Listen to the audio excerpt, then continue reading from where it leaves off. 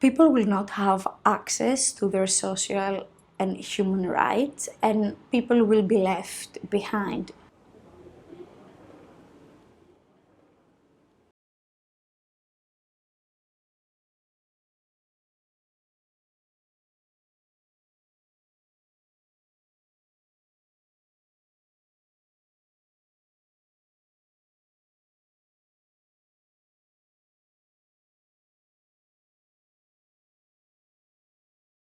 Defense for Children International Greece offers psychosocial and legal support to people on the move. Our target population varies between unaccompanied children on the move, children accompanied by their families, but also we have many single mothers with their infants as beneficiaries.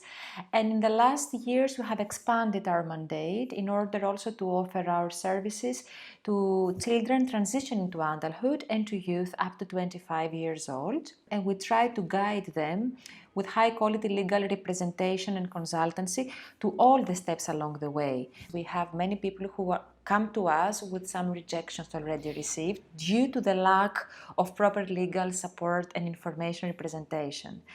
We also try to accompany them through the process of getting the recognition as people who have survived trafficking or torture. We also have family reunification cases.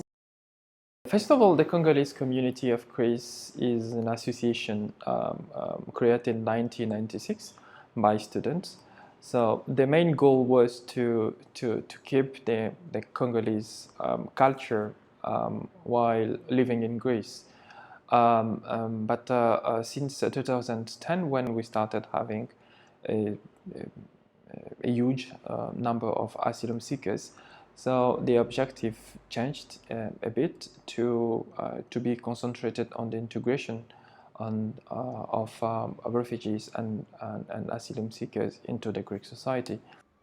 Since we are migrant refugees, we need legal assistance. So we have a project where we are actually providing legal assistance to refugees, asylum seekers, but in certain way it also covers migrants.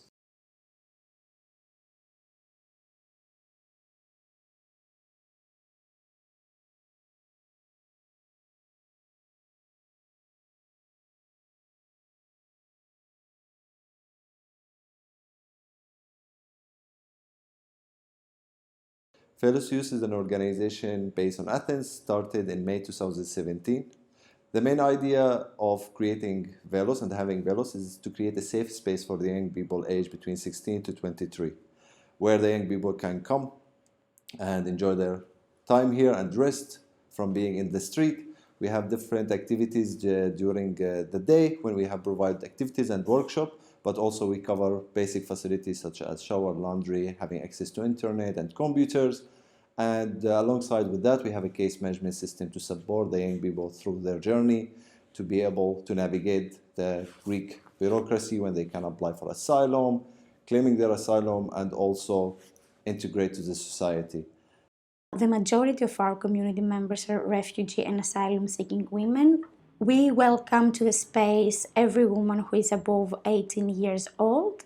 And for us, the only, criteria is for them to identify themselves as women. When we think about children and young people, many times we think of them being alone, which is the case, unfortunately, but we very often overlook the ones who are accompanied by their parents.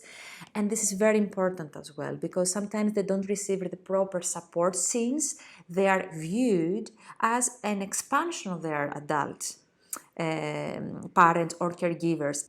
In the cases that we receive, we don't see an analysis, legal analysis of what is in the best interest of the child, and we fight a lot on these grounds. So it's very critical to have child-tailored delivery of services.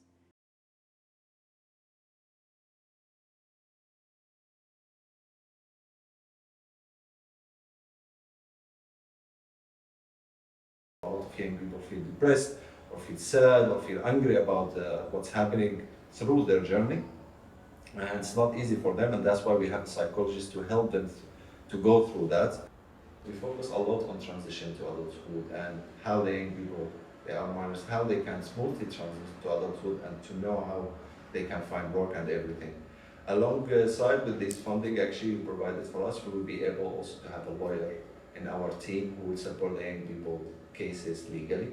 Especially recently, there's a lot of rejection and it's quite hard to navigate the system. And that's why we applied, because that is coming together between having supporting the mental health side of it and also having a lawyer who can do the bureaucracy side and support. So we aim is to have the psychologist and the lawyer to work together to provide the needed document and support the young people mentally and get the lawyer to go to the court with them or go to the asylum service and support them with that.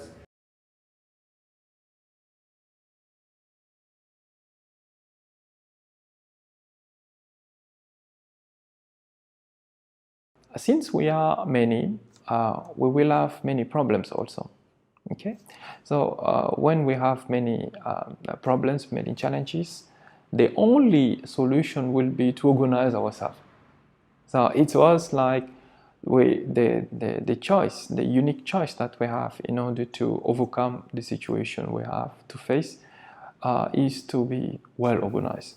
So that was another motivation, another point that helps the community to be very efficient to what it's doing.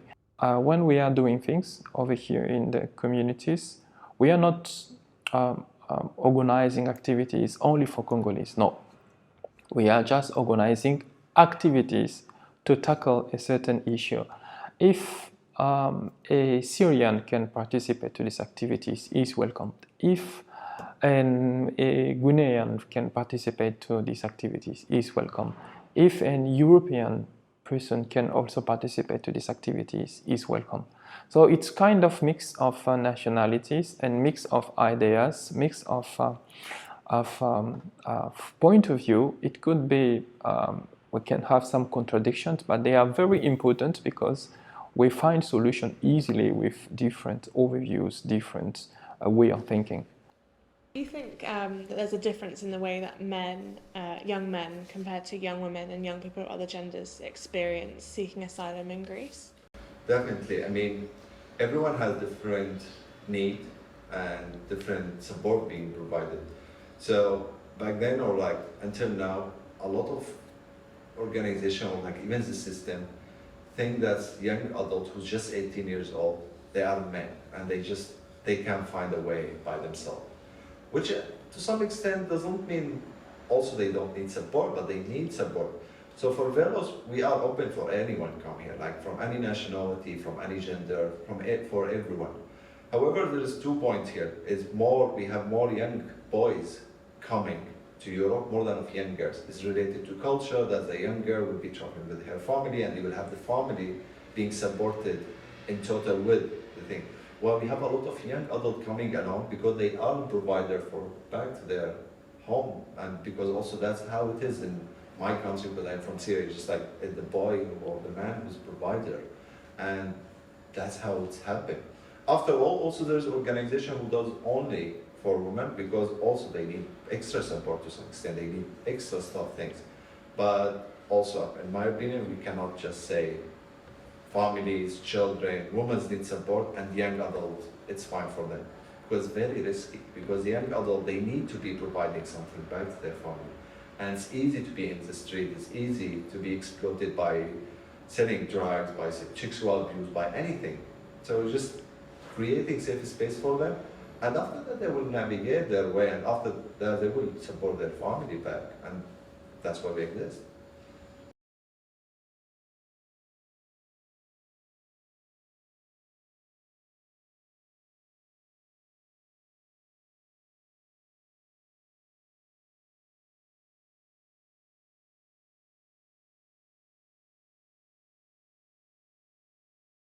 Because we've observed, especially with the population that we work with, that they carry a trauma that tend to arise, let's say, when they go through their asylum preparation. And sometimes this trauma can affect them their asylum interview and the result of the asylum interview. And if they don't have a proper preparation, and if they are not ready to manage the symptoms of the trauma, then the results might be devastating for them, affecting their lives. Because they have to revive all the painful memories, why they had to to flee from their countries, what they have been through their migratory journey, but also even in the post-migratory journey after arriving in the host country, they face really difficult conditions regarding living, and altogether they somehow create a complex trauma that it can be triggered very easily, and especially during a very stressful process as the process of the asylum interview. It's impossible for a person to gain protection without being in a position to narrate, and believe me, in shocking details, the events that have occurred and brought them into the position of asking for international protection. So the mental health is strongly linked with the um, the refugee situations and asylum seekers, more importantly, because the people arriving in Europe, arriving in Greece, they have to face different challenges and different difficulties, and most of the time they lose hope. They just don't believe that they could have a second chance to have their life over here in Greece. So this situation where they don't expect anything positive from Greece prevents them to have a better life. So even if there are ways to improve, they love to have a second chance, but this wall created in the mental level just prevents things to happen. So we have to, while providing the legal assistance, we have also to provide a mental support in order to have the true will of the kind of you have a car, you need both will in both sides in order to go forward. Otherwise it doesn't work.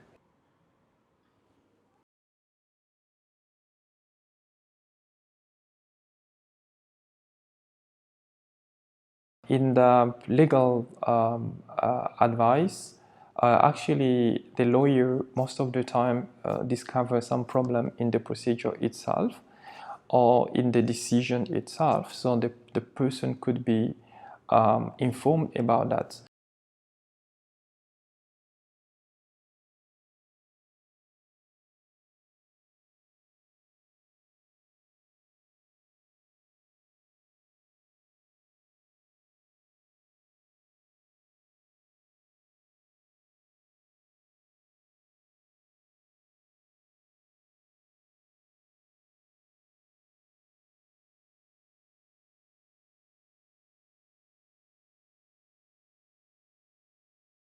While she was hospitalized, her 3 kids were removed from her under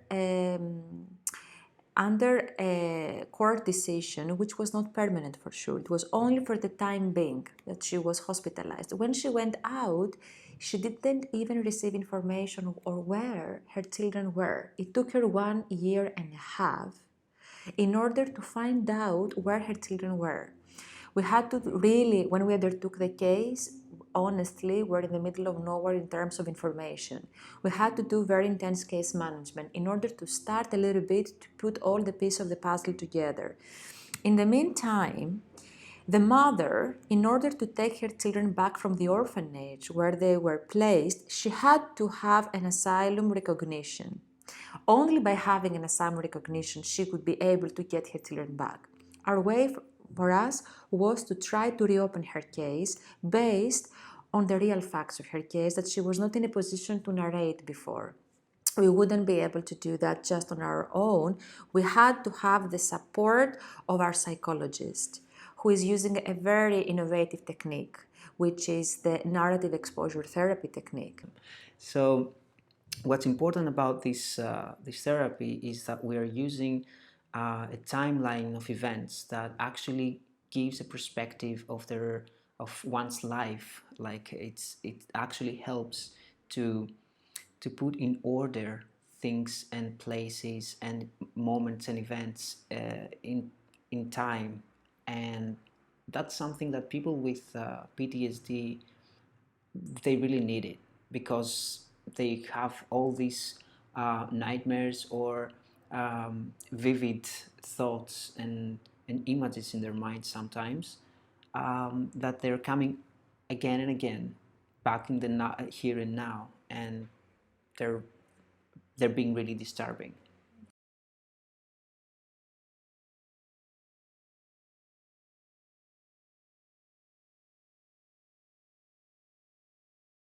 A mother contacted us on one of the hotlines, and she explained that she was in Sweden and had applied for asylum there, but unfortunately her child was separated from her and was in Greece. And she asked for our assistance with the family reunification procedure.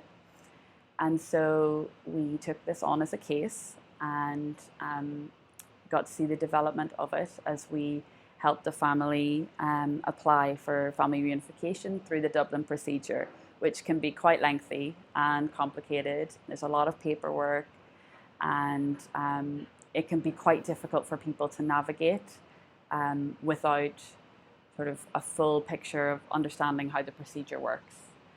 And so we assisted this family and made connections with the daughter who's in Greece, and the family in which she was staying with, and we were able to connect them and help them through the procedure, helping them with their documents, writing supportive reports, and thankfully they received a positive decision, and the child was able to reunite with their mother.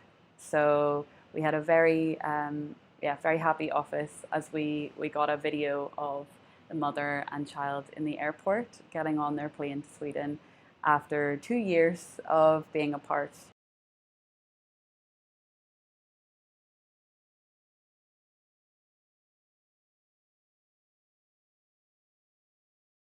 So, on the last point, actually, I really want to thank everyone who do donation. I know it's been like now a while, the war in Syria and thing, and maybe it's become old story, but the pain is still here. It's just still the people coming, still people homeless. Nothing changed. So we want individual support more than before, because now big charities start to close and things. So today is needed more than before. And maybe before we were trying to get blankets, but today we are trying to build a future. Today we are talking about integration, try to get people to access to the labor market, learn the language, navigating their asylum procedure, and become part of the community. And here it's, let's say, one of the last fight we need to do. And we hope there's no war coming, there's no other crisis will happen, but it's very hard to see what's happening around in Afghanistan and still like Pakistan, Bangladesh, and recently in Ukraine, which is very close to Europe. This is Europe. And so thank you for your support, and wish you all the best.